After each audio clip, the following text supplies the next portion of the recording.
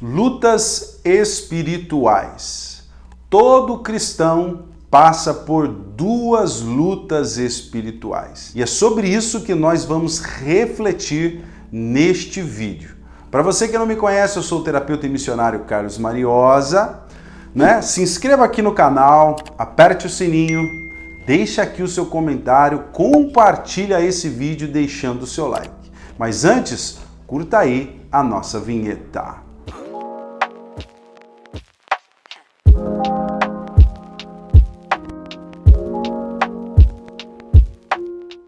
Eu quero usar dois textos bíblicos para que nós possamos aqui, de uma forma muito objetiva, entender essas lutas espirituais e como vencê-las.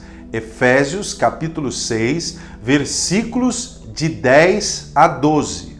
Efésios capítulo 6, versículos de 10 a 12, que diz assim: Finalmente, irmãos, fortalecei-vos no Senhor na força do seu poder. Vistam-se com toda a armadura que Deus dá a vocês, para ficarem firmes contra as armadilhas do diabo.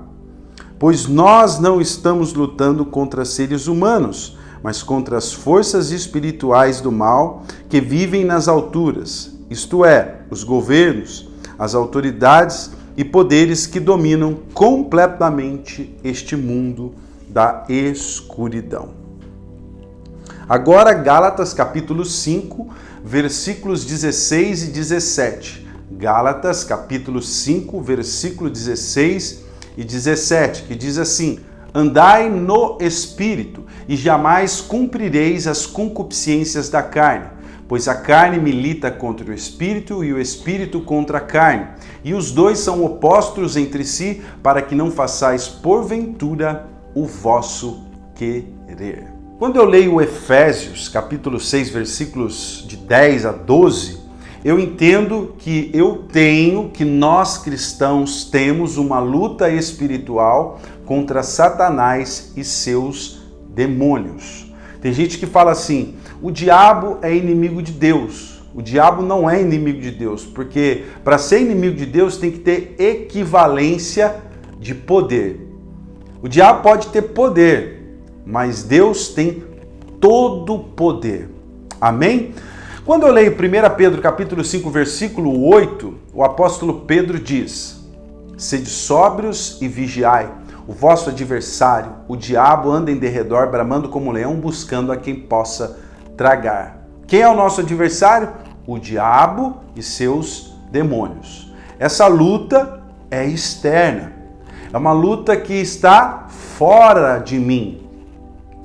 Porém, o apóstolo João, ele diz: aquele que é de Deus, o maligno não lhe toca. Em Jó, capítulo 1, fica claro que o diabo não tem autoridade sobre as nossas vidas. Então, como que o diabo entra nas nossas vidas e faz destruição? É quando nós perecemos na segunda luta. E qual luta é essa, Mariosa? A luta de Gálatas, capítulo 5, versículos 16 e 17.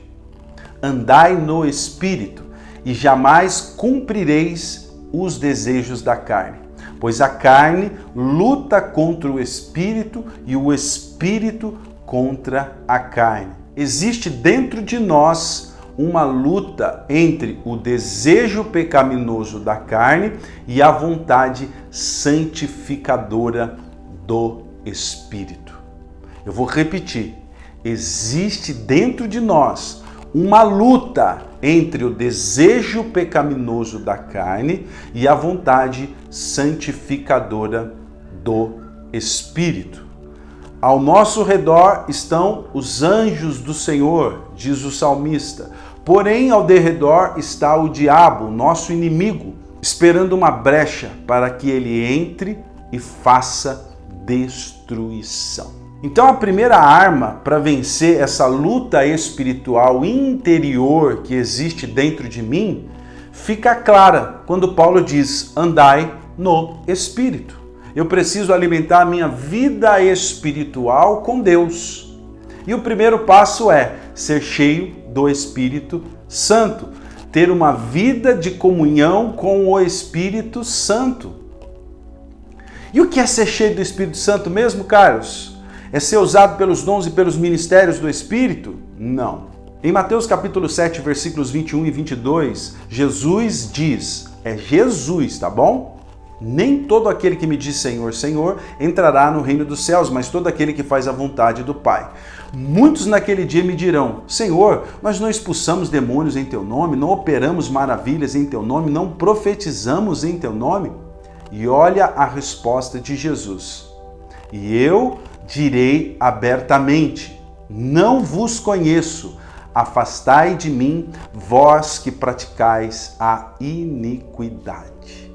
E por que Jesus não conhece? Porque a árvore se conhece pelos frutos. Uma pessoa cheia do Espírito Santo, ela tem os frutos do Espírito manifestos em sua vida. Quer saber se uma pessoa é cheia do Espírito Santo? Observa se ela tem os frutos do Espírito manifesto em sua vida. Gálatas capítulo 5, versículos 22 e 23. Mariosa, dá para ser cheio do Espírito Santo e ser usado pelos dons e pelos ministérios? É isso que Deus quer para a nossa vida. Que nós sejamos cheios do Espírito Santo e usados por Ele. Uma segunda característica de quem é cheio do Espírito Santo, ele é guiado pelo Espírito. Ele é dirigido pelo Espírito. Em Lucas capítulo 4, Jesus, após ser batizado por João Batista, o evangelista diz que Jesus, cheio do Espírito Santo, foi conduzido pelo Espírito ao deserto para ser tentado pelo diabo. Se Jesus é 100% Deus e 100% homem, imaginem nós comedores de arroz e feijão. Então, se nós queremos vencer essa luta espiritual que existe dentro de nós, nós precisamos ser guiados pelo Espírito.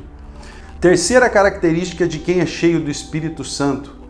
1 Coríntios capítulo 2. Mas nós temos a mente de Cristo, dada pelo Espírito Santo. E quando se fala de mentalidade, se fala de comportamento. Uma pessoa cheia do Espírito Santo, ela é parecida com Cristo. E os discípulos foram chamados de cristãos porque se pareciam com Cristo. Os discípulos eram cheios do Espírito Santo. Quer vencer as lutas espirituais? Seja cheio do Espírito Santo. Segunda arma para nós vencermos as lutas espirituais, mas principalmente essa luta que existe dentro de nós, entre o desejo pecaminoso da carne e a vontade santificadora do Espírito, é ter uma vida na palavra. Quando você vai lendo e vai entendendo como se forma a armadura de Deus, a espada é a palavra de Deus. Se um guerreiro for para a guerra sem espada, ele morre. E eu preciso ter vida na palavra. 5 princípios para que nós possamos ter vida na palavra. Eu já falei aqui, agora vou reiterar. Ouvir a palavra, meditar na palavra, estudá-la, praticá-la e anunciá-la. Ouvir, meditar, estudar, praticar e anunciar. Quando nós fazemos isso, o escudo contra os dardos do inimigo também nos protege, porque a fé vem pelo ouvir e ouvir a palavra. E na armadura de Deus o escudo é a fé. Quer vencer as lutas espirituais e principalmente essa luta que existe dentro de nós? Seja cheio do Espírito Santo, tenha vida na palavra. Terceira arma poderosa é a oração. A palavra diz que a oração do justo pode muito seus efeitos. E eu quero dizer uma coisa para você aqui. Quero pegar 2 exemplos da palavra de Deus, para que você entenda. Daniel estava sofrendo uma terrível perseguição. E lá no capítulo 6, versículo 10, diz que ele orava 3 vezes ao dia, como de costume. E ele foi livrado lá na cova dos leões, e não da cova dos leões. Ele foi jogado, lançado no meio dos leões e não foi comido pelos leões, porque Deus livrou ele. Vida de oração representa intimidade com Deus. E todas as vezes que eu tenho intimidade com Deus, eu fortaleço a minha espiritualidade. Jesus orava. A Bíblia relata em vários momentos que Jesus se retirava para orar, para falar com Deus, com o Pai. A ordem de Paulo em Tessalonicenses é: orai sem cessar. Nós precisamos ter uma vida de oração.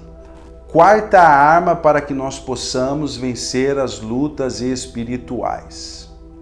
Presta atenção nessa arma aqui: vigilância. Jesus disse: vigiai e orai, para que não entreis em tentação, pois na verdade o espírito está pronto, mas a carne é fraca. O espírito aqui não é o Espírito Santo, porque é espírito com E minúsculo, está falando do espírito do homem. Nós estamos cheios de vontade de buscar Deus, de fazer a obra, mas precisamos ser vigilantes. Em primeiro lugar, olhar externamente e pedir discernimento a Deus se nós estamos sofrendo ataques do maligno. Mas a maior vigilância que você pode ter é o autoconhecimento. É reconhecer em você as áreas vulneráveis que você tem de inclinação ao pecado. Porque o diabo vai tentar você, não é quando você está forte, mas é quando você está fraco, vulnerável. Eu vou parando por aqui para que a aula não fique muito cansativa e muito extensa, tá bom? Existem mais armas para que nós possamos vencer a luta espiritual ou as lutas espirituais que existem dentro de nós e fora de nós, tá bom? Se você curtiu esse vídeo, se inscreva no canal, aperte o sininho, deixe aqui o seu comentário, compartilhe esse vídeo deixando o seu like. Que Deus te abençoe e até a próxima.